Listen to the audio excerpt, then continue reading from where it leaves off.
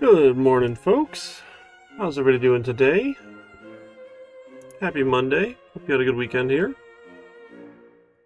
Hey, Red. Good to see you. Alrighty. I'll leave that there on pause for a little bit. Got a couple things today. Let's take a peek here. And I did open NetBeans ahead of time. That I actually remembered for once. Alright, so we are wrapping up Chapter 4 here, the how to code control statements. Hi, Angel. And then we're going to talk about Project 1, which was due, so I'll go over a solution to that. And then we'll talk about the new Project 2, which we do in 2 more weeks. And we can go from there. Does that sound like a good plan? So I think that'll be due the Monday of midterm week, but I think that's okay. I think we'll be all right. Oh, I gotta make sure this is right here. I had this wrong for one of my classes here. I think that's correct, isn't it? Let me double check here our calendar because I was super confused. Here's our academic calendar for winter. Yeah, okay, February 20th. Good. I had it the wrong week, and I don't know how that happened. So 28th and the 2nd were off. Good. All right, thanks, SB Java. Good morning, Ben.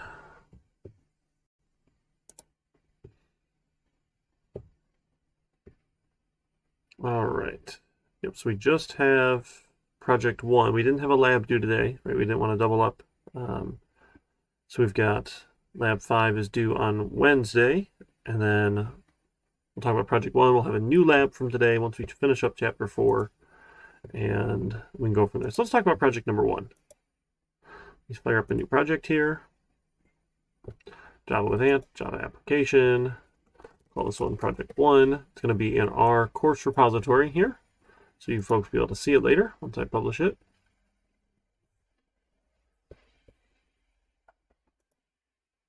Yeah, different than the high school midwinter break. It's always fun trying to get all those things to line up. But I think ours is actually like middle of the semester, which was nice. So I think that works out. All right, so we're gonna do our little party recipe ingredient purchasing. I don't know, whatever we call this, right? How to purchase the right number of ingredients for our party.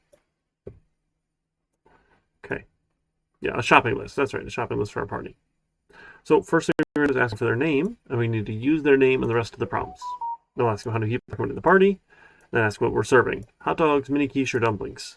Then based on how many people were coming, we need to do the correct amount of ingredients rounded up, right? Because you can't buy half a pack of anything. Okay? So if we're going to be getting some user input here, we need to use that scanner class. We'll make a scanner. Again, I like calling it keyboard. The book does SC. I think that's a terrible name, but that's okay. So I'll just make fun of it every time. Scanner using system in. And then NetBeans is going to say, I don't know what a scanner is. So we can take that first suggestion, hopefully, and use the import line here. There we go. Add import for scanner. And it should like it.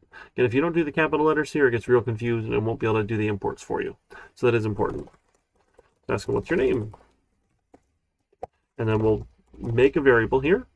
We can store their name, so name is probably fine here. Is the keyboard.next line. Whatever we get back from our scanner, our keyboard next line, let's store it as name. And then in our prompts, then we can say name plus something. We can concatenate that string with the other string, stick them together here. Maybe a comma. I don't know. So it looks pretty. We are coming to the party. And then this, because we're going to be doing arithmetic, we need it as a value, like as an integer value. So this is number of people. Can be keyboard.next line. Nope. Next line. But remember, this is a string, so we get this error, incompatible types. String cannot be converted to int. Right? You can't store a string as an int, so we need to convert it. So we need that integer.parseInt step.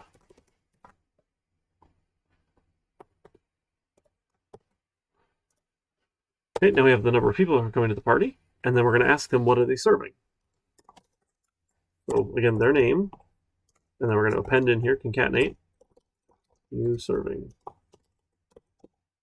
And then we're going to give them their options, right? We're going to have hot dogs, mini quiche, or dumplings. Hot dogs, mini quiche, or dumplings. And we got lots of options here. We could ask them, like for the text here, we could do individual letters. We could say 1, 2, and 3. Right? It doesn't really matter one way or the other which one we pick. So we'll just go the whole text right now. If you said, hey, like enter 1 for hot dogs, 2 for mini quiche, 3 for dumplings, that's cool too. If you said like H for hot dogs, M for mini quiche, and D for dumplings, that's cool. Right? We get a couple different ways we can prompt the user. It's I don't know, when we're dealing with console input, you got lots of options. So once we talk about our graphical user interfaces later, we'll look at, you can actually just like have buttons there, and buttons are much nicer for people, but we don't have buttons, so we're going to make do with what we have. So we'll get a string for their, I don't know, choice or their menu. How about choice? Here's the keyboard.next line. Then we need to see what's going on with those, right? So again, one of those, if we don't enter one of those types, tell them we can't help and they have to try again. That was part of the rubric here. I guess we didn't specify it in the long text here. Sorry about that. Yeah, but over in our rubric, right? Hopefully you did that self-assessment using the rubric. You saw that note here again. Sorry, that wasn't in the main area. But we have to tell them it's not one of those types. So let's check. So we can say, hey, if their choice equals ignoring case, right? When you're dealing with strings, we can't use the double equal sign. So if it equals hot dogs, then we'll do something. Else if, and then I'm just going to copy paste here because I don't want to have to type it all again. If it equals mini quiche, and then else if it equals dumplings, and else. So if it's one of those, if it's a hot dog, if it's mini quiche, if it's dumplings, we'll do something here, whatever we're going to put in this block here. Otherwise, we tell them we don't. I don't know what that is. Well, we should include their name, right? Name plus know that, try again. Or something like that, right? So we'll tell them, hey, we don't know that, please try again. Okay?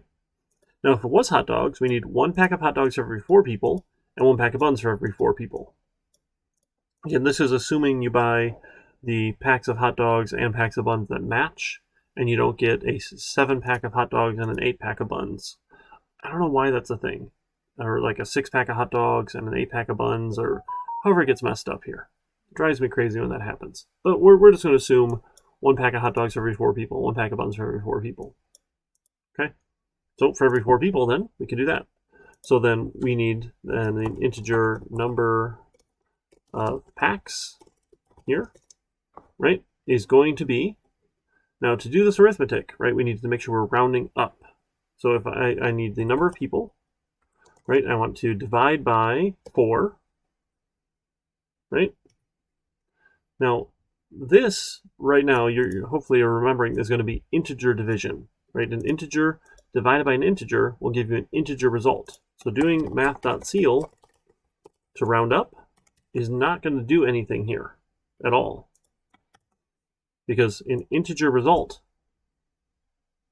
can't be rounded up. There is no decimal place to round up. And now it's yelling at me, incompatible types, possible lossy conversion from double to int. So 2 options. 1, you could make number of packs a double. That's probably not the best. It could work. Or we can do the explicit casting. Right? We say, hey, I really, really, really want this as an int, please, Java, with explicit casting. Or you can make this one a double. But we still have integer division here as our problem. So if I have 5 people coming to the party, it's going to tell me to buy 1 pack because it will lose the decimal place. Nothing is being rounded. So remember, to get decimal places in your division, 1 or both of the operands need to be a double. So the easy route here is let's make 4 a double. So 4.0 divided by the number of people divided by 4.0 will give me a double result, which then I can round, which then I can turn back into an integer and store my number of packs. So a couple steps here, a couple ways you could have done that. No big deal either way. And then we'll tell them name plus need to buy plus number of packs plus packs of hot dogs and buns. Okay. So let's try that. Let's just do one option and see how well it works real quick. Let's give it a run.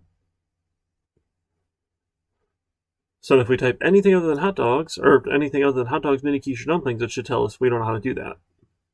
Try again. That compile and save option kills me. Oh, excuse me, I need more coffee. All right, now let's run our project again.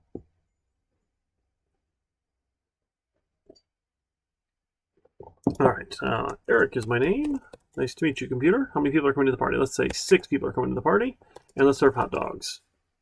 That means we need to buy 2 packs of hot dogs and buns. That's right, I rounded up. It should be 1.5. 1.5 rounded up is 2. Looks good so far. Let's give it one more run where we tell it, gibberish here.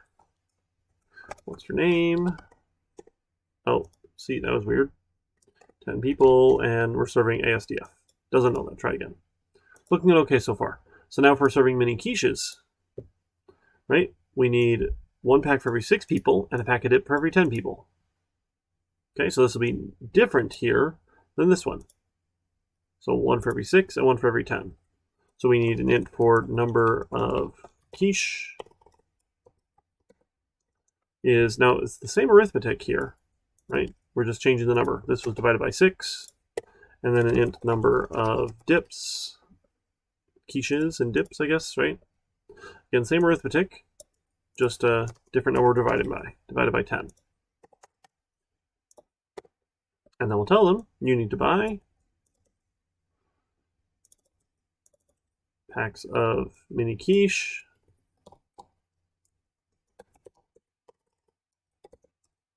and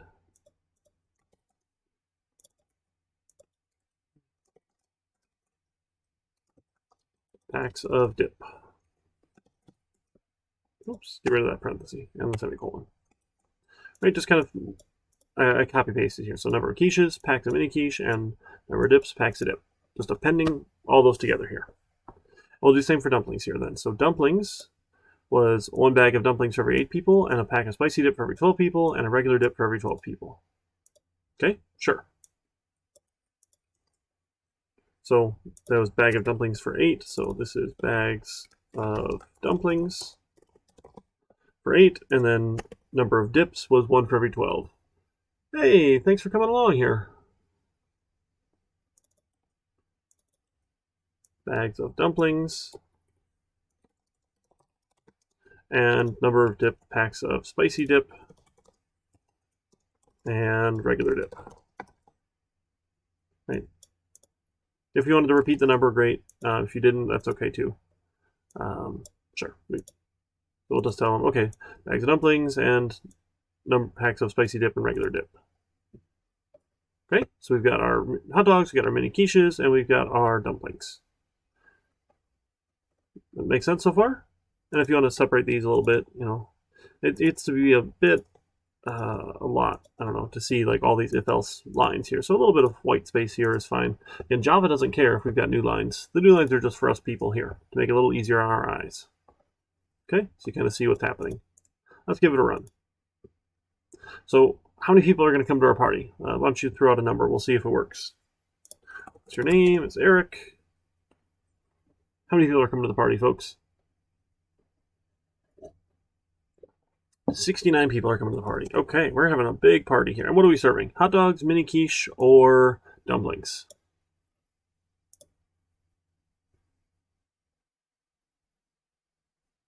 We did hot dogs already, so how about mini quiche or dumplings? We'll see if the arithmetic checks out. Dumplings, all right. Right, 9 bags of dumplings, right? Because 9 times 8, right, was our arithmetic. would be 72. Sounds good. And then 6 packs of spicy dip and regular dip. So 6 times 12 will be 72 again. Hey, look at that. It worked out. And that's 69 rounded up. Looks correct. Okay, so I think our math is checking out here. Let's double check the rubric here. So we ask them for their name, we use their name. Ask them for the type of food. If they don't enter one of those, tell them to try again. Ask for the number of guests, and correctly calculate the items required, round it up. All right, check.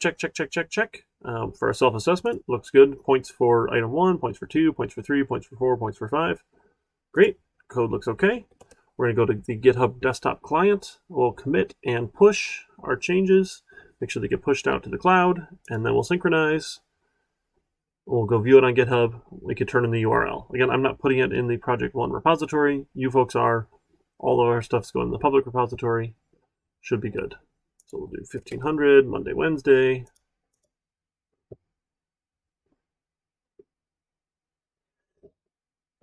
Oh, I did a little test project here. So if you probably will never need to, but you can uncheck items to not commit them, because I want to not do that here. So great, so we got our project 1, so we'll call this project 1 done. Give it a commit, and we'll push. And then all this test stuff, I'm just actually going to blow away. One of the cool things you can do, it's just, I don't know, I think it's cool. It might be risky, maybe. You can revert any changes and go back to a snapshot. So because I didn't commit them, they're not part of the snapshot, so I can just right-click and say discard all changes. And it says, okay, it's going to delete everything here. Yeah, I want to get rid of all those files that were changed. I want to go back to the latest snapshot here. I want to discard them all. And they're gone. So it goes and deletes them for me. So I can like make a quick little test project and then blow it away and I'm done. Right, I'm going to go to repository, view on GitHub. It's going to launch out the browser for me. We'll take a look, make sure I can see my code online. My 2-factor auth setting is good, right? There's GitHub Mobile. Really? That's neat. I've just been using the Authenticator app. Well, that's fun. Those look good. 2-factor auth is real good for anything important. I don't think you folks will probably care about your accounts, but it's real good to have to make sure people don't get into your stuff. Project 1, there we go. Source project 1, project1.java, and looks correct. So great. So we've got a code out on github.com. Our little sanity check. We're happy there. Let's see. I don't think I changed anything.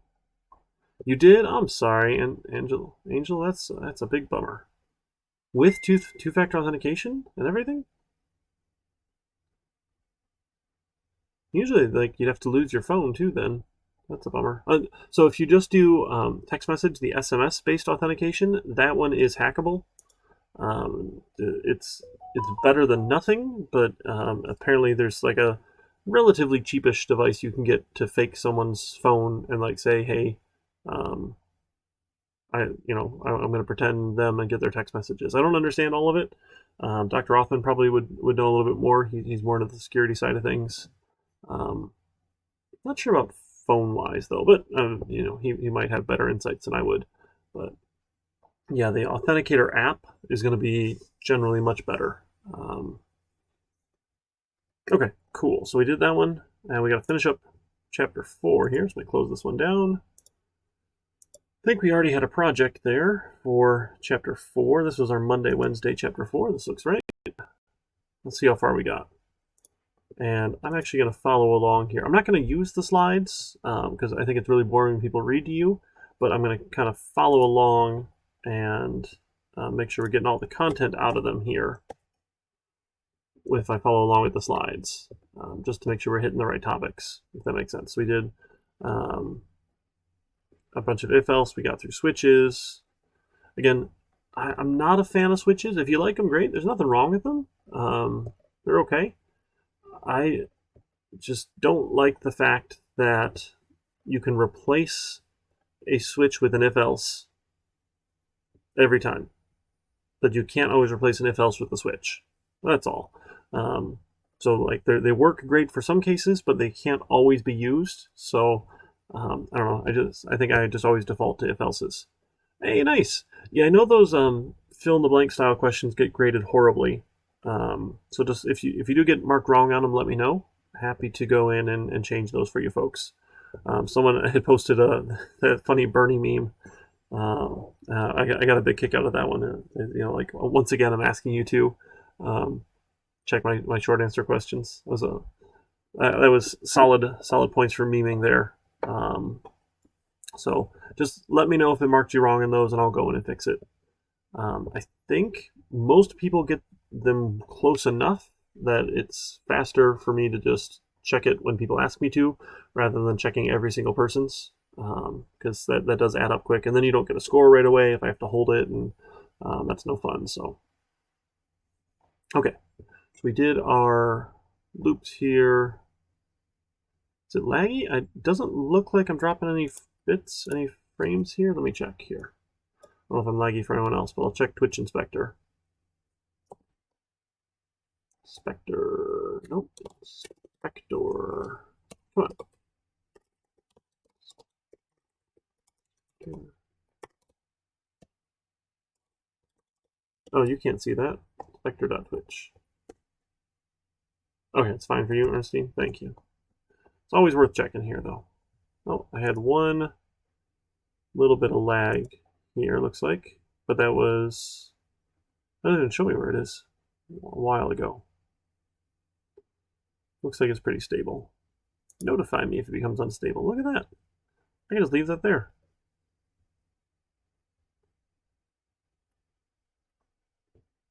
No delay.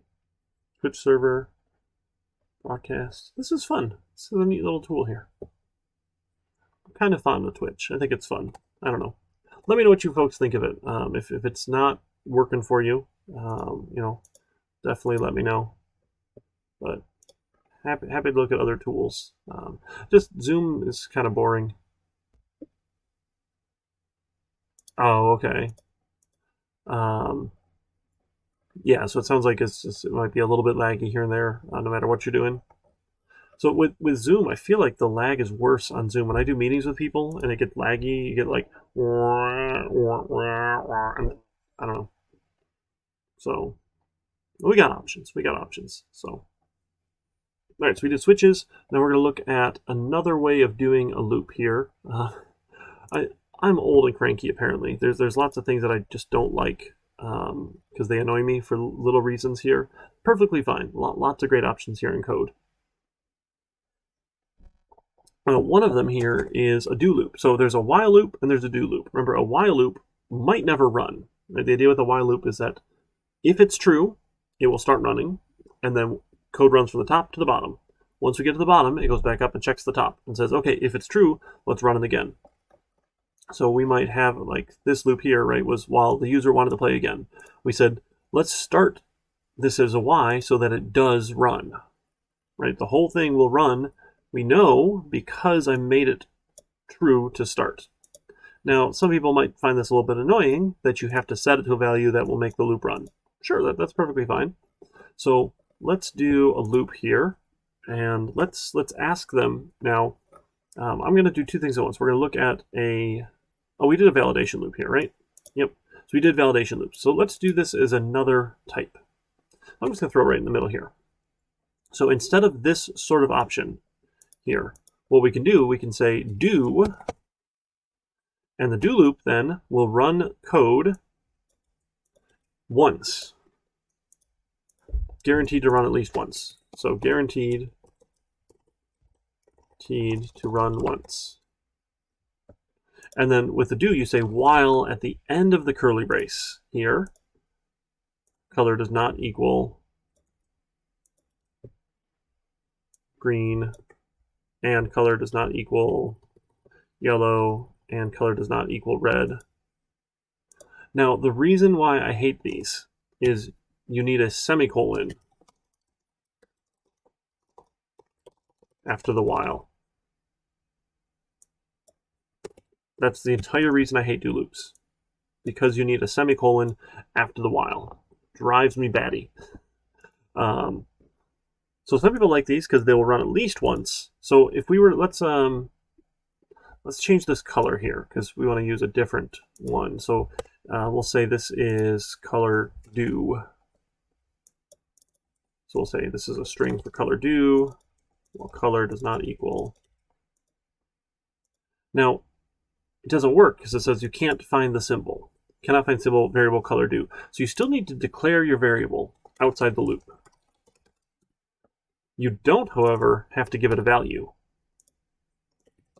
It should be declared before the loop. So with our, the textbook even says they're pretty much useless.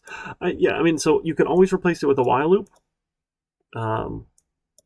But it's nice that it will run at least once, I guess.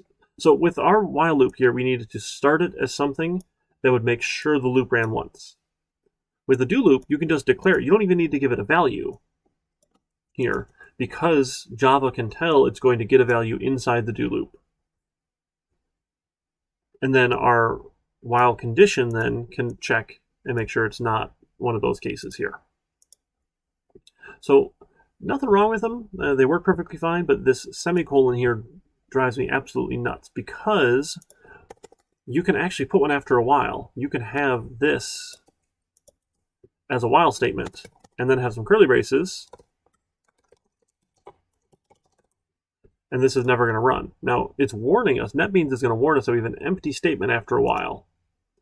It's still going to compile. It's just a warning here. So remember how you can have an if without curly braces technically? Did we talk about that?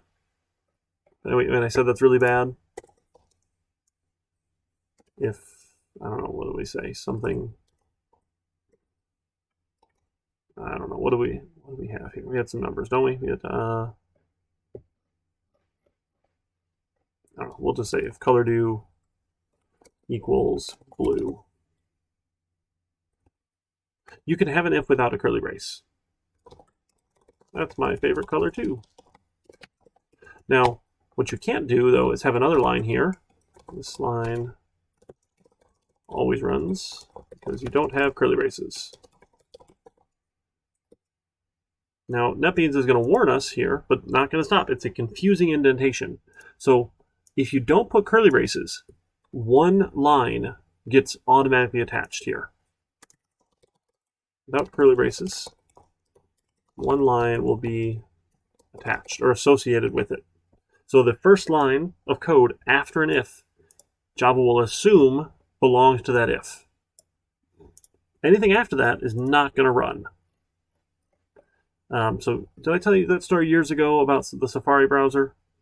One of our, a nice developer over somewhere at Apple was doing something in Safari and had an if statement without curly braces and had 2 lines of code, and someone was able to use that to break the SSL encryption on the Safari browser because they didn't use their curly braces.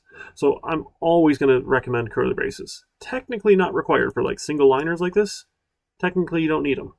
I think it's bad form. I'm going to say always use them. And again, if you go out into the workplace and your organization says, oh, that's fine to just do single liners without curly braces, you can just smile and nod. Don't be like, oh no, Eric told me I'm not supposed to do that because that's stupid. Like, whoever writes your paycheck, just go with their convention. It's not going to hurt anything. And if you're careful, that's fine. The problem is it's easy to make mistakes and to forget to be careful. That's all. I mean, you know, we get nice warnings and the tools are pretty decent at things like that to tell us that it is, hey, something's confusing, but that's okay. Sorry, was that? Yeah, I've already told this story. Oh. Never hurts to hear it again, right? Right? Maybe? Okay. So this code here with a semicolon is perfectly valid. Just like an if is valid, the first line of code without a curly brace will run. So right now we have an infinite loop. If the color's not one of those, this could be an infinite loop here. And I spent a good probably 2 hours trying to figure out why my code wouldn't work back when I was an undergrad, because I had a semicolon after a while loop. And I didn't understand it, and I didn't understand it, and I didn't understand it. And it just wasn't working. And I was so confused, and I was really sad. So that's why I hate do loops, because that semicolon.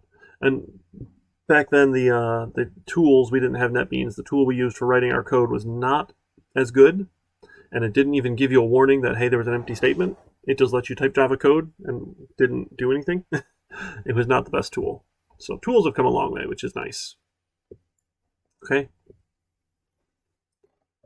So do loops. All right, the one other type of loop now we're going to look at is super handy. Is it called a for loop? Now, a for loop is really good for doing something a certain number of times, but it gets a little funny here. So a for loop has 3 sections.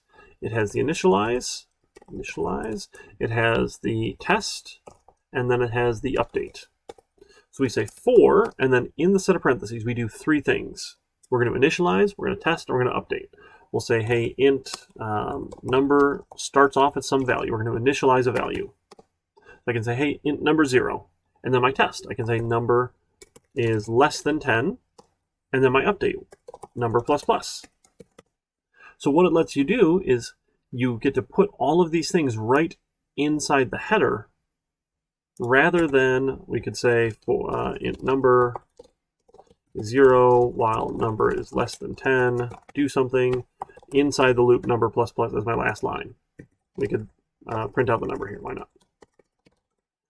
Set up the number. Now, it's not letting me use number here because I've already used it here. So let's do, how about loop number? We can print out the loop number. Whoops, that should be regular number. So these two are identical here, right? Same as above. Now we like for loops because it's really nice and a good reminder to do your updates here. If you forget to update number here, you've got an infinite loop. Right, it'll just run forever. So it's nice, it kind of puts it right in there for you. Right, if you know how many times you're going to run something, we can just put it right inside of a for loop. These are also really good for when we get to arrays. We're not there yet, so it's not going to make any sense, so don't worry about it. But they're super handy. Technically, these are optional as well. Let's just not mess with those. So it does some weird stuff. But if we give this a run, we'll get the numbers 0 through 9, right? Because we're not including 10 both times. 0 through 9 both times here. 1 for rock. Do we want to play again? No. Red light. Red. 10. Sure. And then we get our numbers 0 through 9. Right? 0 through 9. Okay. I like for loops. Yeah, for loops are great. Definitely a great loop. So any for loop can be written as a while loop, but not all while loops can be for loops. Right? So you got to be a little bit careful here. These are super handy, but they don't do everything that a while loop can do. So a while loop can do a little bit more than a for loop because you can do other things with it. Now, one of the cool things a while loop can do is you can just ask for values until something happens. So we'll call this like a Sentinel value here. So we can say, hey, let's do an int receipt total. I don't know, or just how about a receipt. We're going to start it off at 0, and we're going to say while my receipt does not equal, how about -1? Let's ask for enter a receipt value or -1 to stop. And then let's get a place to total these. We'll have an int for the total. Starts off at 0 as well. I'll get the receipt value, so I'm going to say receipt is equal to the integer.parseInt of the keyboard.nextLine. And then if my receipt is not -1, I'm going to take my total plus the receipt. Oops, no, it's not equal -1. You know what? How about 0 actually, or 0 to stop, because you probably don't have receipts worth 0. And so I want to start it as something that's not 0 here. -1 probably doesn't matter here. As long as it's not 0, let's add it. And really, if it's 0, it doesn't hurt at all to add it, so this is fine. We can actually get rid of this whole line here, which is nice if we use 0 there. So what that's going to let me do then is just keep on adding to total over and over and over and over and over again. Your total is, and put a $sign and plus total here. So this is known as a Sentinel value. It's some sort of unusual value that should not be valid. You don't expect. Right? If I'm entering receipts, you probably don't have a receipt total of $0. Right? No one buys something for $0. right? I'm pretty sure stores don't make a lot of money giving things away for free. So that Sentinel value here is an unusual value that we don't expect that says, okay, once you've entered this one, stop entering values. Right? We'll just keep on totaling those receipts here. So we can use a while loop here. Now you can't do this with a for loop. I mean, technically you can, but it's ugly and you shouldn't, because that's not the point of a for loop. There is no update statement, right? There's no update happening here. We just keep on getting new values. We just ask them for the new values here, right? And there's, I mean, we technically, okay, sure, we initialized, I guess. We initialized receipt, but we're not really using that as part of the test here. I guess we're using it as part of the test. There's just no update. So this is nice for, some people call these accumulator loops, because you just keep accumulating and keep adding to it over and over and over until you want to stop. Right? So whoever's typing in values here, I could have a stack of receipts, is great. We're not going to say, hey, how many receipts do you have? And then do a for loop. You know, if a receipt number is less than the number of receipts they told me, because I don't want to have to count my receipts in my drawer first. I just want to keep entering values to check and make sure my register has the right number here. So those loops are really handy. Okay, now there's two more keywords we're going to loop at, which are useful, but I tend to recommend we avoid them because I find them a little bit confusing. So while they are useful, they're a little confusing here. So we've already used one of them actually. The break keyword here will stop a switch. It will also stop a loop. So if we wanted to, and I don't recommend this, but you can here. Let's do this another way here. So let's have an int for total, another total, 0, and then an int for receipt is, I don't know, we'll say -1 again, another receipt,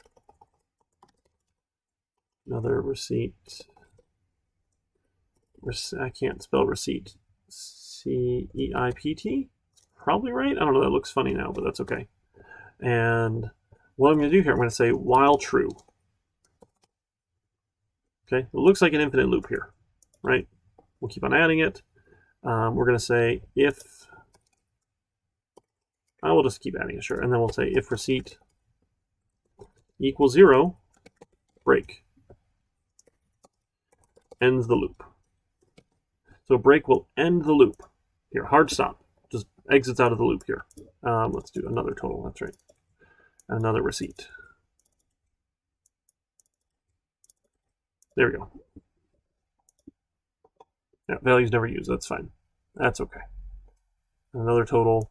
So we can use this break keyword to end the loop. Again, I find it confusing, so I don't recommend you use them here.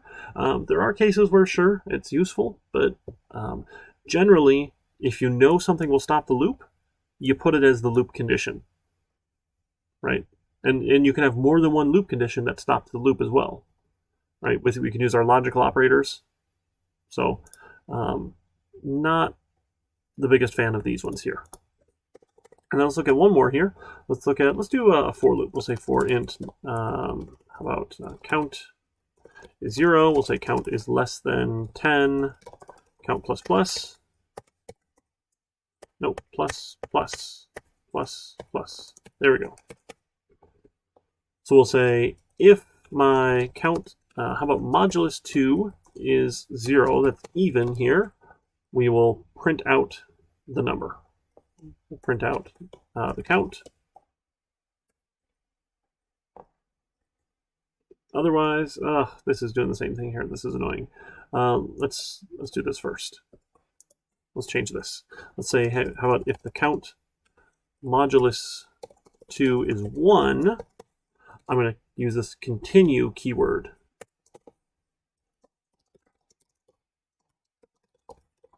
So continue says stop where you are and go back to the loop update test, really the loop header. So for a for loop, we'll go back to the update and test. For a while loop, we'll just go back to the test. And I can say just print out count. Now, again, this is kind of silly because we could have done just on that other logic, hey, if count modulus 2 is 0, print out here. Right? You don't necessarily need to use the continues. We've got options as well. Same idea here. Generally, I find them to be more confusing than helpful. but this will print out all the even numbers. So it's saying if it's odd, continue, or like skip, go back to the top of the loop here. So we're only going to get the even numbers here out of this one because the odd ones get skipped with continue. So I find break and continue to be confusing and generally would rather not use them inside the loops, if that makes sense. Okay. The other fun thing you can do with for loops is you can do a loop inside of a loop. They're lots of fun. So we can say, hey, for int hour is 0, hour is less than 24, hour plus plus, and we'll say another loop now for int minute is 0, minute is less than 60, minute plus plus. I'm going to print out hour plus a colon plus minute. Now this is a loop inside of a loop. So what happens is when this outer loop runs, the inner loop will run from start to finish. Then the outer loop will go and update. So when hour is 0, I'm going to get all the minutes 0 through 59. When minute hits 60, the inner loop ends. I go back here to the outer loop and say, okay, outer loop, you're done. Now hour plus plus, hour will move to 1, and then it restarts minute back at 0. So for every hour, I'm going to get all 60 minutes. So we can give that a run, and we're going to get all of the possible times on the 24-hour system. We'll do yes, no, red, 10, 0 to stop, 0 to stop. See, we get all the possible times here. Now again, it's formatted a little bit funny. You could do the nice number formatting and say I want 2 spaces here, which is much prettier. Yes, that's better. We just don't really care about the formatting right now. We're looking at loops inside of loops. So you can do, that's called a nested loop, a loop inside of a loop. Another fun thing you can do with that is you can start printing shapes. So ask the user, how large of a square should I print? And then we'll get their integer results. This is the size. It's going to be integer.parseInt of the keyboard.nextLine. Now what I'm going to do is I'm going to do a loop inside of a loop. I'm going to say for int, this is row is 0, row is less than size, row plus plus. For every row then, I want to say for int column is 0, column is less than size, column plus plus. What I want to do is I'm going to print, not print line, a star. So for every column, I'm going to print a star.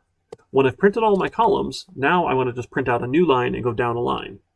So if you say, hey, size is 5, it's going to say, okay, at row 0, let's do this column thing 5 times. I'll print 5 stars. Once the column loop is done, this one finishes, I go print a line to go down to the next line. Now row goes up by 1. Okay, that was row 0. And then row 1, row 2, row 3, row 4, less than size. Great. You could start at 1 and go less than or equal to size. As you'll see later, usually we want to start at zeros. Again, doesn't matter one way or the other. They both will work one way or the other. So this will print out a square shape here of any given size with a loop inside of a loop.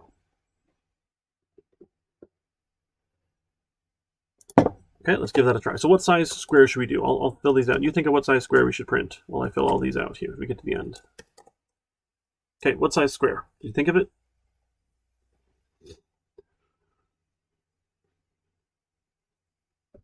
Let me check my Twitch inspector. Yeah, looking pretty good here. That's nice. I'll bring this down here. What size square should we do?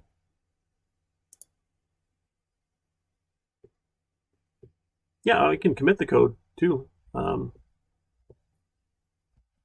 can just commit it when we go on break. Is that easier then? A 10 by 10. Okay, so size 10 here then. I'll go print 10 and go down a line. 10, go down a line. 10, go down a line. So 10 by 10 here. I've got printed out here. 10 by 10. Brain's allergic to Mondays. I know. A lot of people get that case of the Mondays. So, and what's cool here, let's use the debugger here. Let's pause for a minute and again, kind of walk through how debug works. So I'm going to come over to the line numbers and just click on a line number. I'm going to come over to 211, click on the line number, and I get a big red square. That's a breakpoint. Now, instead of hitting run, I'm going to hit run with debugger. That's the one with the line numbers and the play button here. What that's going to let me do is it will pause the program when it gets there, and I can actually look at the values of all the variables. It's super cool. So you have to type all the output first. So we have to go through the program until we get to that point anyway. So we get red and red, and 0 for score, and 0 again, and 0 again. Okay, and let's do a 10 by 10 square again. So now it's going to pause, and I get a green line. Excuse me. The green line is where it's about to run. It hasn't run this line yet, and I can see all these values, all my variables here. Sorry, they're a little small on my screen. It should be a little easier to see on your computer. But we'll see now when I want to step. So I got a couple options. I want the step over is usually the best option here. There's also a step over expression. There's a step into, there's a step out, and a run to cursor. Don't worry about those. So step over for most of the time is what we want. So I'm going to step over, and now we'll see if I scroll down, hey, row is currently set to 0. Okay, I'm going to step over again. And we'll see, okay, column is currently set to 0 as well. And I'll keep on stepping. So I'm going to print out a single star, and it's going to go back up, and it's going to say, okay, now column plus plus. Let's step. Now we'll see that column's value is now 1. 1 is less than size. Size is 10. And you can also hover over the variables, which is nice. So if I'm hovering over column, it says column is 1. Hover over size, size is 10. And we'll see it's printing out 1 at a time. So you can flip back to that output here, and you can see now I have 2 stars. If I step and print out another star, now I have 3 stars. Right, nice step, and I go back. Now column is 2. We're going to add 1 to column. Column is 3. 3 is less than size, so the loop's going to run. So you can actually pause and let it run 1 line at a time. So if I put a breakpoint down to 215, this is where that step out is useful, or the continue. So if you just hit play or the continue, it'll go to the next breakpoint. So now I can see, if I look at my values, I don't have column anymore. Column only existed inside this for loop. When that for loop is done, column goes away. But I look at my output, and I can see there's 10 stars printed. And then we're going to go print a line. And now we have, okay, now row's value is 1. Now we're at row 1.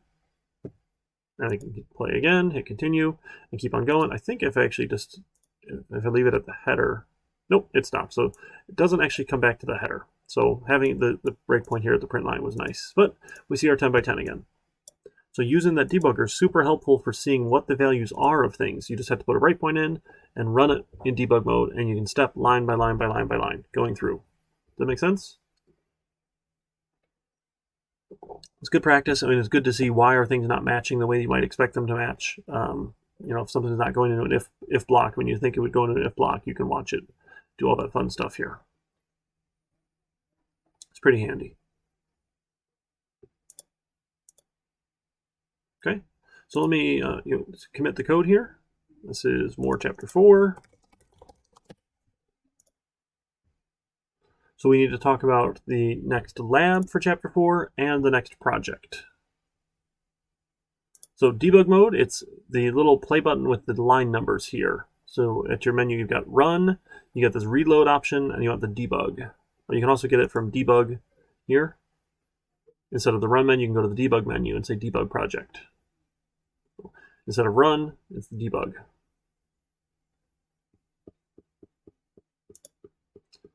All right, so do you folks want to take a break and then talk about the lab and the project, or you just want to power through, talk about the lab and project, and then we'll take our break? And then we'll essentially break is, you know, switch over to lab mode when you folks have time to work on the stuff. I'm open to either.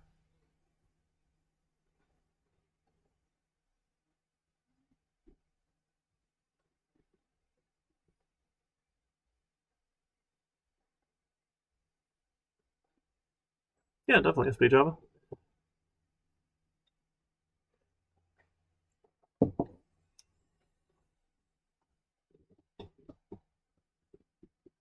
They want to have a vote. You want to do assignments and then we'll just break into lab mode, or take a break now and then come back and talk about it?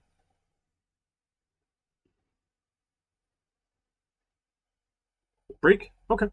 Yeah, we can do that. We'll take 10.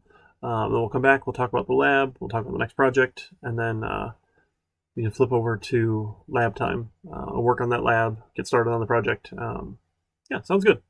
All right, let me put some music back on for you folks then. And come back in a couple minutes. About 10 minutes or so. So it puts us at 11:05. 11:05. Okay, I'm going to go get some more coffee. Hopefully you guys get a refill, and then we'll talk about the stuff. See you in a little bit.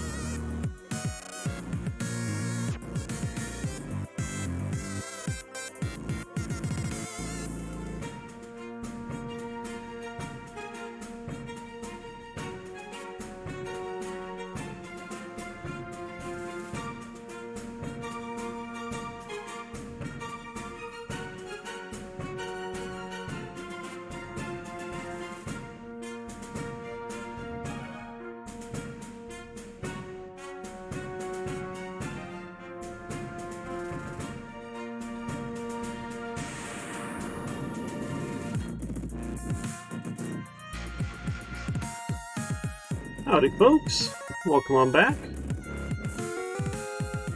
Alrighty here, let's fade that out a little bit. Not quite done at the end of the track, so. Alrighty. So let's talk about the next lab here. We're going to practice one of those nested loops here. So I got the GitHub classroom link for you here. So submit your pull request again, feedback pull request URL. So we're going to kind of look in this shape printing nested loops. So I've done square for you. We're going to ask them if they want to print a square, a rectangle, or a triangle. If they don't enter one of those, keep them in the validation loop until they enter a valid shape. Right, so also practicing that validation loop, right? So give me one of these values, or we're going to keep you inside of a loop till you give me a good one here. So square is already done. For rectangle, ask them the length and width, print the correct shape. For triangle, ask the height and print the correct shape. So for rectangle, right, you've got a different number of rows and columns, or length and width, right? This is essentially rows and columns. For triangle now, there's going to be a different relationship between the size here. So you still have rows and columns essentially, but if you look at this, right, the number of columns that you're printing relates to the number of rows that you're on, essentially. And hopefully you can use that to make sense of this here. So you can do other things inside of this loop here. It doesn't have to relate to size specifically, it can relate to other things here. That's the hint for triangles. Does that part make sense? So squares, rectangles, or triangles for shapes, a validation loop, and then print out the shape, and then we're good to go.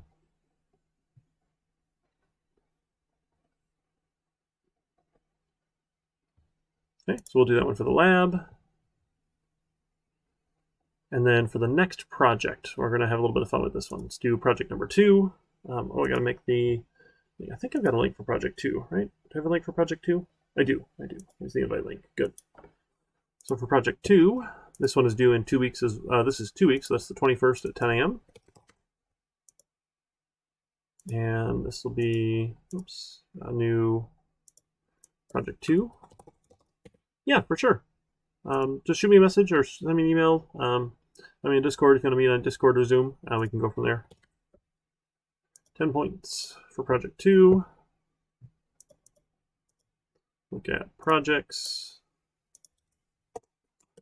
So please submit the feedback, pull request URL, and a self-assessment using the rubric. Rubric here. All right, so we're going to have a little bit of fun with this one here. Let me do this.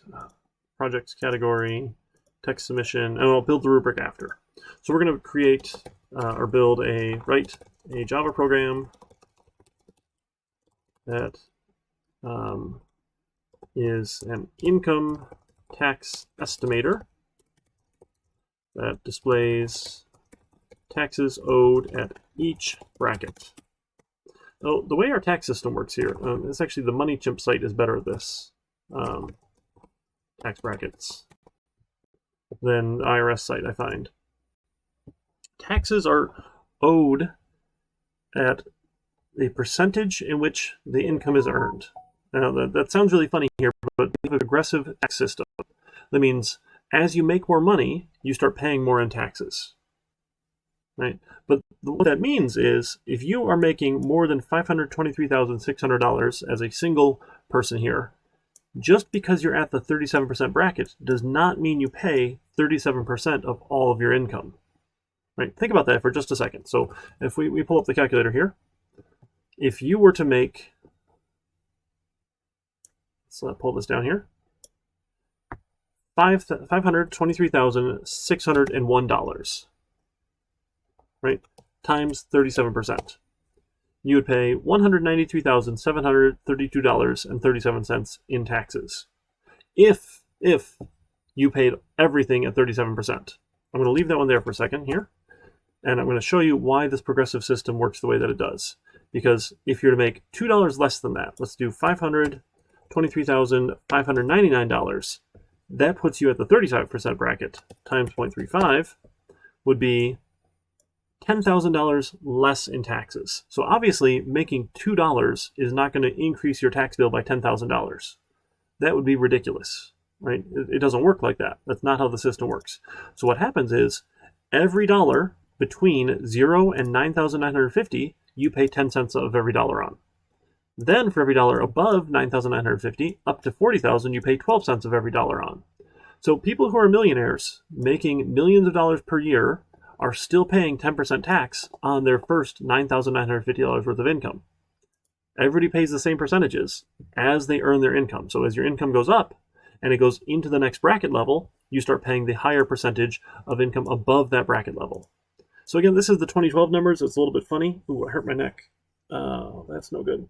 But that kind of shows if you were making $100,000, you pay 10% of the first $17,000. This is what it used to be, $17,000 for married couples. Sure. Then you pay 15% of every dollar between $70,000 and $17,000. Posture check. Thank you so much, Ben. Appreciate it. Right. And then at your money above that bracket, you're paying 25% of everything above that bracket up till the next one. So 3 things can happen. Either you pay no money in the bracket, you pay some of the money in the bracket, or you pay all of the money in the bracket. So in this case, they're paying all of the 10% and all of the 15% and some of the 25%. None of the 37, 35, and on and on and on. And again, these numbers have changed throughout the years. You can, work your way back to like 2000 when we only had 5 brackets, 15, 28, 31, 36, and 39.7, or 39.6. Wow. I don't know where 7 came. It's definitely a 6 right there. That's weird. So these have changed throughout the years, right? But we're going to work on the income tax estimator. Again, it's a gross oversimplification, not actually how it works. Don't use this for filing taxes, but the point is we want to show them taxes owed at each bracket is the point here. Okay? So we're going to ask the user to enter an income from a W-2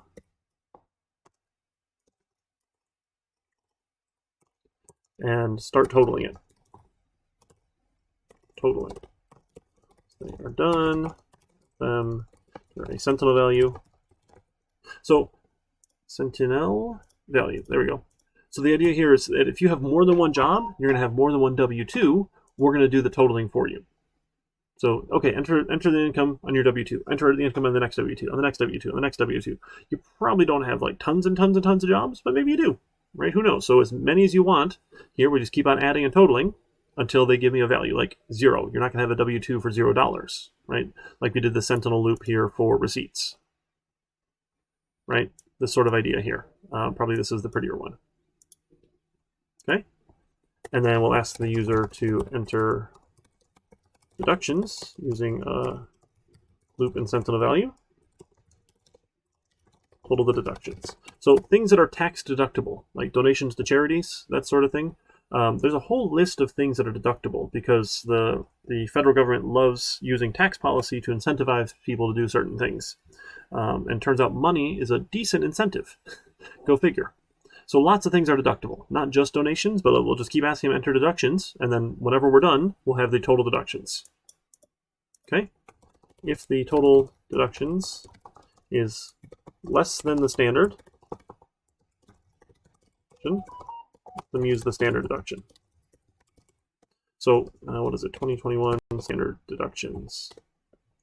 So you can claim $12,500 worth of deductions here.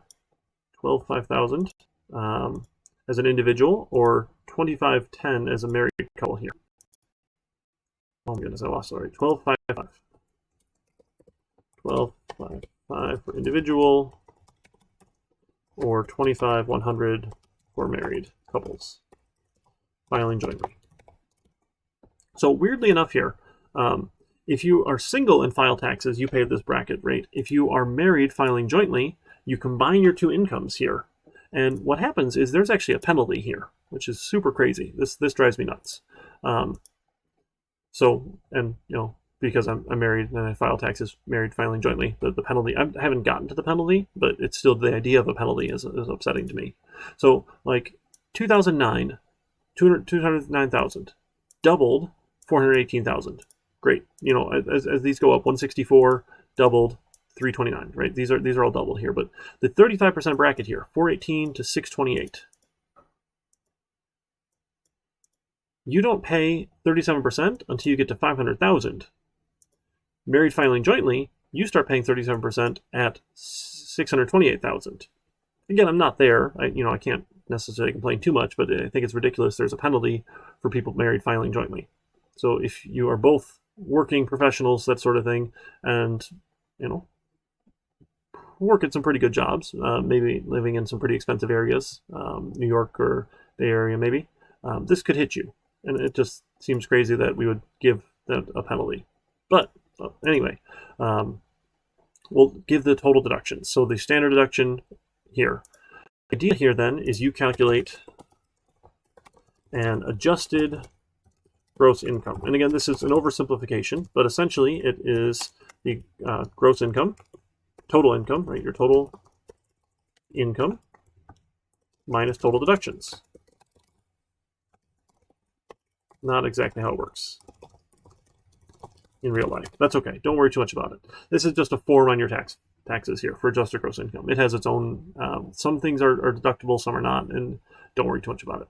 But we'll say income minus deductions. And remember, if they were doing less than the standard, so if you didn't donate 12,500 or have mortgage interest or all sorts of other things that are tax deductible here, you can claim up to this much as a standard deduction. This helps taxes be less impactful on poor people, right? It makes it even more progressive.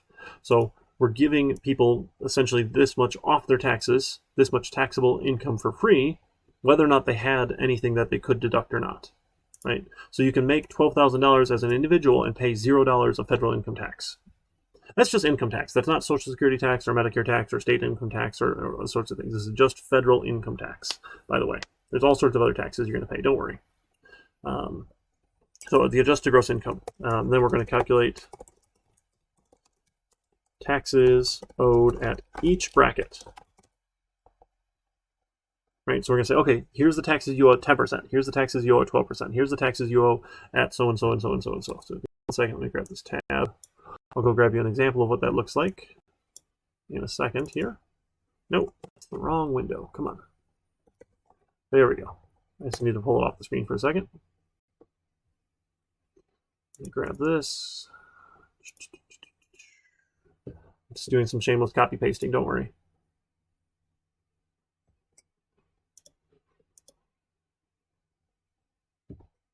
Almost there.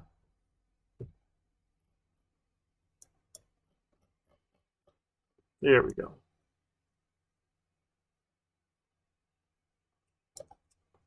Okay.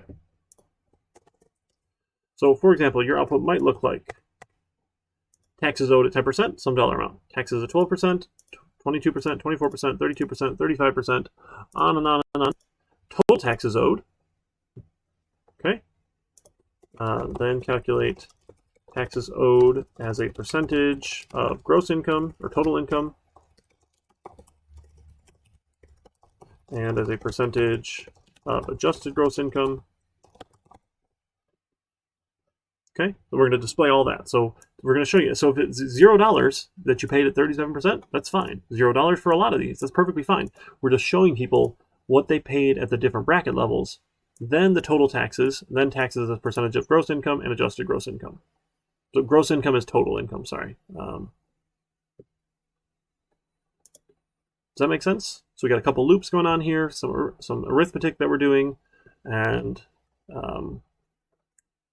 outputting this result. So this is why when people say, oh, hey, you're at the 37% bracket, right? It doesn't mean you're paying 37% of your income in taxes, right? Of every dollar above this, you're paying 37% of. Everyone, no matter how much money you make, still pays the same 10% of their first amount of income. Again, you can use the single brackets, you can use the married brackets. I don't really care which one you use. Just pick one and stick with it. So you can use either. So here's that link to the Money Chip site. I think theirs is useful. The IRS site seems confusing to me. Single or married, either one is fine. Okay? Does that make sense what we're doing? I'm going to kind of display all of the totals here. Oh, we should also say total gross income, and total deductions. There we go. Crashes in the chat like a boss. Hey, Aiden, how you doing today? Good to see you. Happy Monday, my friend. All right, awesome. Okay, so let me save that. Oh, let's do the rubric here before we forget. So let's do the rubric. So this is for project 1 or project 2 here, right? And again, if you've got it, you get the points. If you don't have it, there's no points. If you kind of got it but doesn't really work quite right, feel free to give yourself some partial points. This is missing, and this is complete. Complete. So this is gross income. Loop allows the user to enter incomes until they are done. Right, and then a deduction loop, total deductions. And then checks if the standard deduction should be used. Right, so one step harder, right? You got to check that standard deduction when you're done. Make sure they get the higher total, right? So if you can claim $30,000 worth of taxes, tax deductible donations, and other things, go for it. Don't make them take the standard. But if they have less, let them use the standard. Actually, you know what? We'll break that up. Well, why not? So then check give or use the standard deduction if it is greater than their total deductions. Why not? We can do 2 points for that one. Doesn't hurt. And then taxes calculated, taxes owed at each bracket. And then total taxes as percentage of gross income and adjusted gross income. Okay, that'll be the 10 points here for the project. So 2 points each. Again, partial credit's perfectly fine. If you get some of it done and not other parts, that's okay. Feel free to mark yourself as appropriate. All right, so now we got our rubric. So you'll turn in the URL and the self-assessment using the rubric. Just tell me, okay, I got the points for this, got the points for this, got the points for this, got the points for this. That's due in 2 weeks. All right, I think I can smell my coffee. I think the coffee's done brewing downstairs. It wasn't done. I started it when we started break, but it wasn't done brewing enough to get a pot, which was a bummer.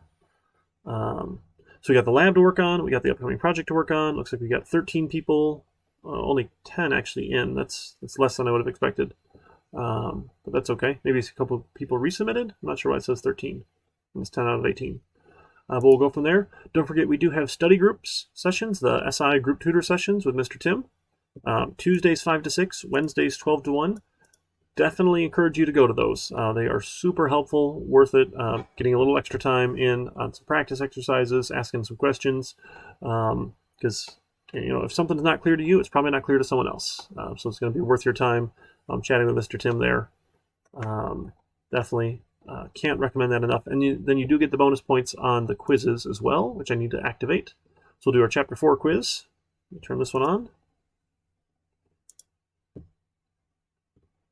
Don't forget the Chapter 3 quiz is due. Let's do...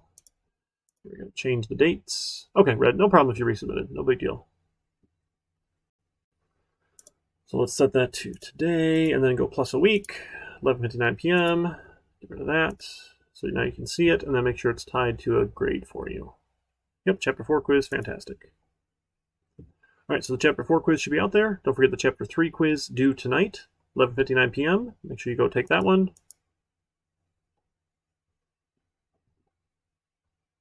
All right. Anything else? Oh, I didn't add the SI sessions to the calendar. I thought I did that. Maybe I can do that later. All right. If not, we'll hang around. Shoot me a message if you want to meet. SP Job, I think you were going to email me, right? And then we're going to meet on Zoom or something. And we can go from there. That sounds like a good plan. All right, folks, if that's it, I'll see you on Wednesday then. Let me end the stream. Don't forget, they're all recorded. I publish them out on YouTube. You can get to them directly from here or from my YouTube channel. I'm out in the lecture archive or out on YouTube if you want to subscribe to my channel. Either way, perfectly fine. All right, see you folks in a little while. Take care. Thanks for dropping by, Aiden.